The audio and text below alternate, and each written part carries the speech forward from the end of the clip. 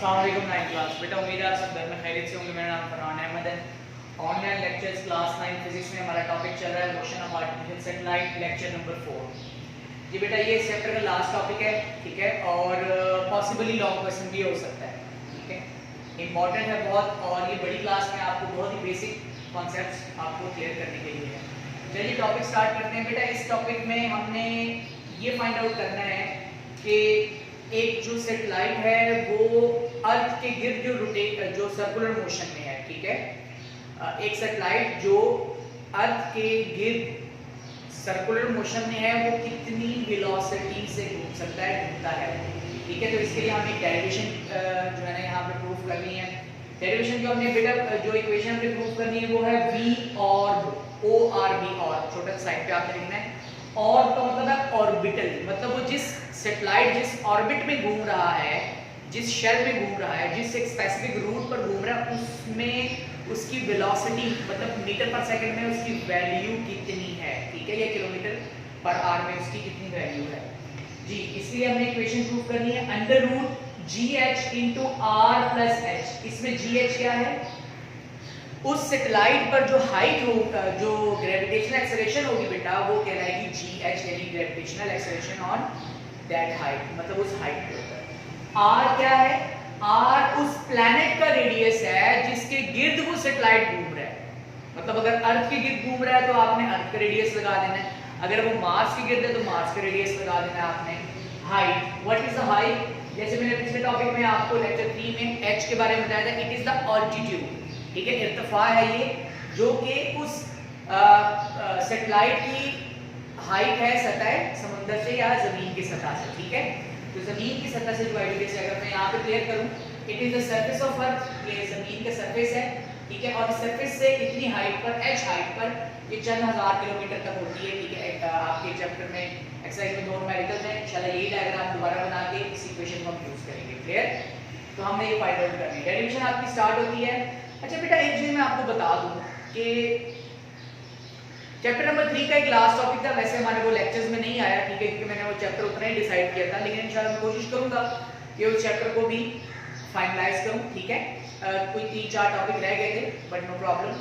वहां एक इक्वेशन थी सेंट्रीपिटल फोर्स की, F mv² / r। अभी पहले मैं आपको बता दूं कि सेंट्रीपिटल फोर्स कौन सी होती है। फोर्स है चूंकि ये सेंट्रीपिटल फोर्स बेटा वो फोर्स है जो किसी ऑब्जेक्ट को एक सर्कुलर मोशन में घुमाए रखती है। जैसे कि आप एक डोरी के साथ एक पत्थर बांध दें, ठीक है, एक धागे के साथ पत्थर बांध दें और उसको गोल गोल घुमाएं। अब वो पत्थर जो है वो सर्कुलर मोशन में घूम रहा होगा, ठीक है। उस पत्थर को सर्कुलर मोशन में कौन सी फोर्स मजबूर कर रही है, वो है जी आपकी तरफ से, आपके हाथ की तरफ से लगने वाली सेंट्रीपिटल फोर्स, ठीक है। तो वो फोर्स जो किसी ऑब्जेक्ट को दायरे में घुमाती है, उस फोर्स को हम कहते हैं सेंट्रीपिटल फोर्स। क्या कहते हैं बेटा, सेंट्रीपिटल फोर्स कहते हैं उसको। तो अब आप ये देखें कि अब ये सैटेलाइट जो है, सैटेलाइट जमीन के गिर्द घूम रहा है, ठीक है, सैटेलाइट जमीन के गिर्द सर्कुलर मोशन में है, तो इसके साथ तो कोई धागा या कोई वो डोरी वगैरह तो नहीं बंधी हुई होती। तो इस सैटेलाइट को इस सर्कुलर मोशन में कौन सी फोर्स मजबूर कर रही है, वो है जमीन की ग्रेविटी, जमीन की जो अट्रैक्शन है वो इसके लिए नेसेसरली सेंट्रीपिटल फोर्स है, ठीक है।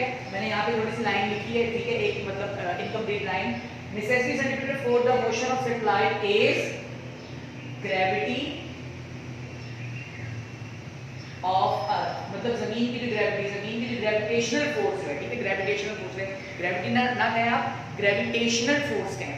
जमीन की जो ग्रेविटेशनल फोर्स है वो इस सैटेलाइट को नेसेसरली, जरूरत के तौर पर जितनी उसको दरकार है उतनी सेंट्रीपिटल फोर्स इसको प्रोवाइड करता है। सेंट्रीपिटल फोर्स की इक्वेशन है F mv² / r। Fc centripetal force, C for centripetal force.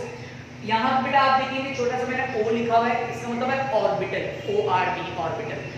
ये ऑर्बिटल वेलोसिटी है जिसकी इक्वेशन हमने बेटा प्रूफ करनी है एंड तक, ठीक है। और RO orbital radius, orbital radius वो रेडियस जिसमें सैटेलाइट घूम रहा है उसे ऑर्बिट कहते हैं, ठीक है, orbital, orbit for the satellite. और उसका जो रेडियस होगा मतलब जोड़कर अब ये जो पॉइंट है, ठीक है, समझ आ रही है? इस पॉइंट को अगर हम देखें यहां से लेकर इस पॉइंट तक की जो हाइट है उसे हम कहेंगे आर ओ, और ये टोटल होगा आर प्लस एच, आर और एच। तो ये ओवरऑल क्या कहलाएगा? R O, orbital radius. So R plus H is the orbital radius, orbital radius. Clear? ये हमने बेटा यहां पे प्रूव करना है। चलिए इक्वेशन को स्टार्ट करते हैं। तो हमारे पास जो इंपॉर्टेंट इक्वेशन है वो f = mv² divide by r। हमें पता है, हमने चैप्टर नंबर 3 में पढ़ा था कि f जो है वो mg के बराबर है, ठीक है? तो हमने लिख दिया we know that f = mg। अब जहां f है वहां पर हमने mg लगा दिया, ठीक है? इक्वेशन एज इज लिखी, f की जगह पर मैंने mg लिख दिया और mv² divide by r right side वाला फैक्टर एज इट इज आ गया। नेक्स्ट स्टेप पे देखें, m के साथ कैंसिल हो गया। अब आपके पास पीछे क्या बच गया है? G = v² divide by r, v² divide by r।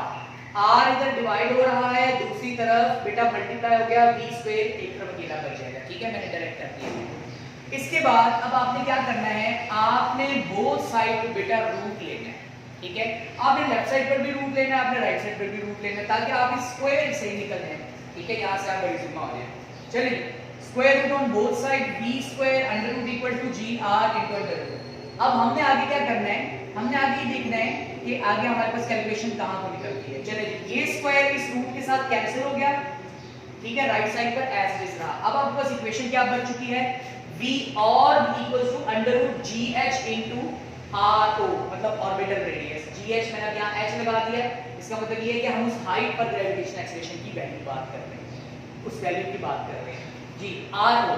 अब यहाँ पर r0 क्या है? यहाँ पर ऑर्बिटल रेडियस, जैसे मैंने आपको शुरू में बताया था कि r0 orbital radius is the total height, radius is the sum of radius of the planet और अर्थ, ठीक है? मतलब अर्थ की बात करेंगे, एंड हाइट, ऑल्टीट्यूड।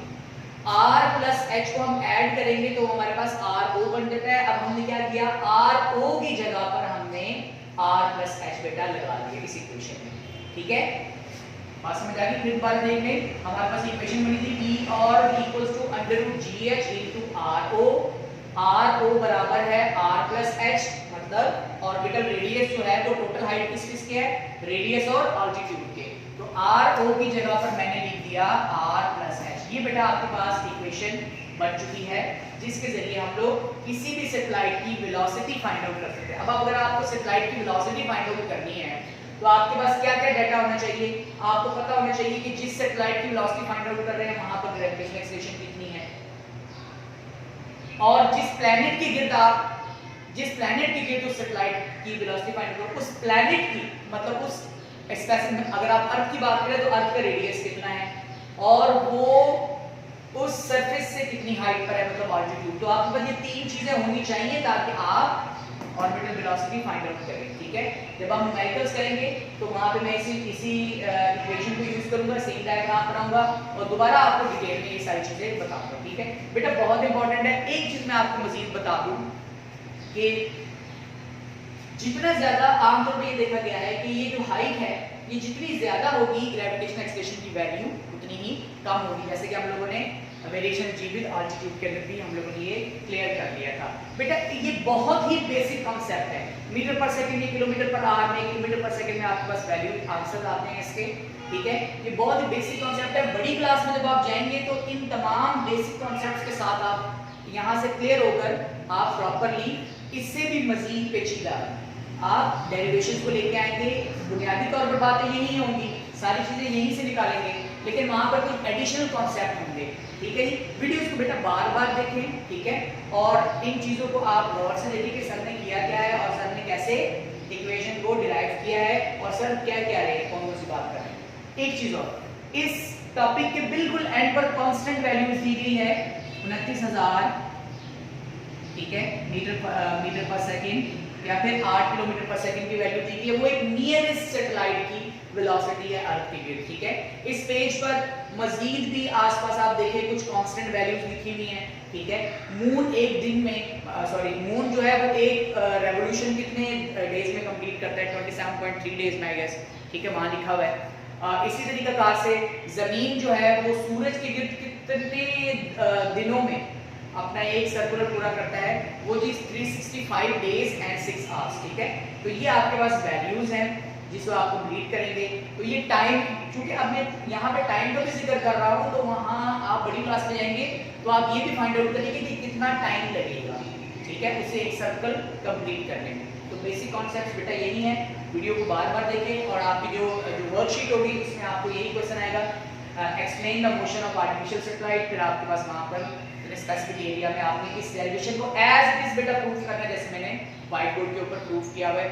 मजीद उसमें जो डिस्क्रिप्शन लिखी हुई है वो भी बेटा आपने पढ़नी भी है और लिखनी भी है। Thank you.